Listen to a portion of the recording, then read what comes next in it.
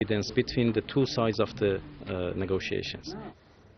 Now, from Washington, D.C., I'm joined by Arash Aramesh. He's an analyst of Middle Eastern affairs at Stanford Law School. Thank you very much for joining us.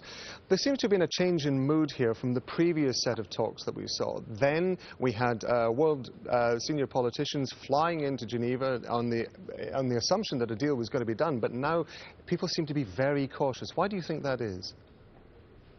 Well, of course, everybody's optimistic, but they're cautiously optimistic. Also, when the first round of talks were over, and when the negotiators had to get down to actually writing the nuts and bolts of what the draft was going to look like, of course, people are going to be a little less optimistic because they're going to be negotiating and talking about the tough things they have to talk about.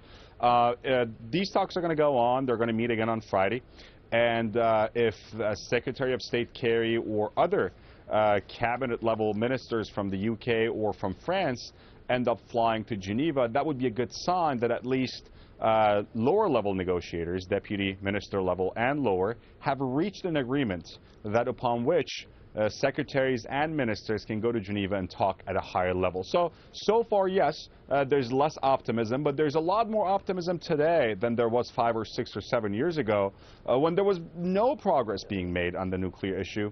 And we have to wait and see what happens in the next couple of days.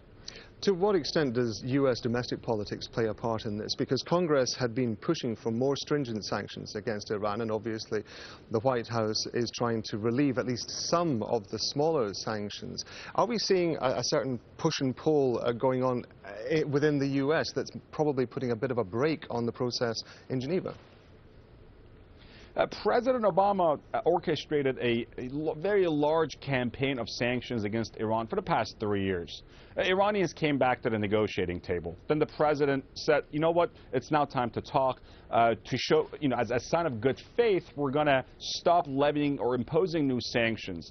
Congress has its own domestic internal politics, and members of Congress, both in the Senate and in the House, have to get reelected. They also have to address certain special interest issues. Today, Senator Bob Corker of Tennessee, Republican from Tennessee, and a senior member of the Senate Foreign Relations Committee said that he's going to introduce new measures to take away some powers away from the administration in terms of sanctions relief against Iran. Again, a lot of the sanctions that the president can unilaterally sort of get rid of are those that were imposed by the Treasury through Office of Foreign Asset Control. On the other hand, the president, his Secretary of State, his Secretary of the Treasury have lobbied Congress very well in the past few weeks to put a halt at least to new sanctions. There have been House sanctions that passed a few months back. As a matter of fact, the Senate hasn't really made a move on them yet. The president wants to give negotiations a chance,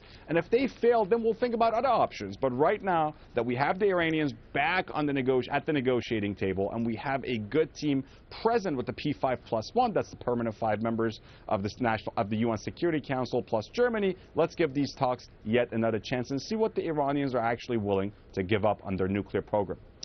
I want to talk to you about that because one of the key issues is obviously the production of uranium, or uranium enrichment, I should say, that Iran is absolutely adamant it's not going to shift on it. It's going to maintain that. How much negotiating room does that leave Iran at these talks?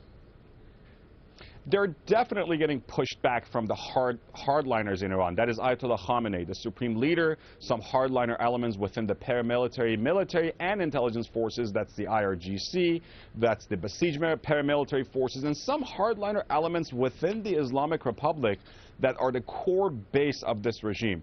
Ayatollah Khamenei has never been a big fan nor a big supporter or truster of the West, the U.S. being the U.S. In particular. So the Rouhani administration and the current negotiating team, Iranian team in Geneva, is definitely getting some hard time and some pushback from Ayatollah Khamenei. The evidence for that is all the editorials and headlines you can see in newspapers and websites very closely affiliated with the supreme leader or with the IRGC. The big question is this.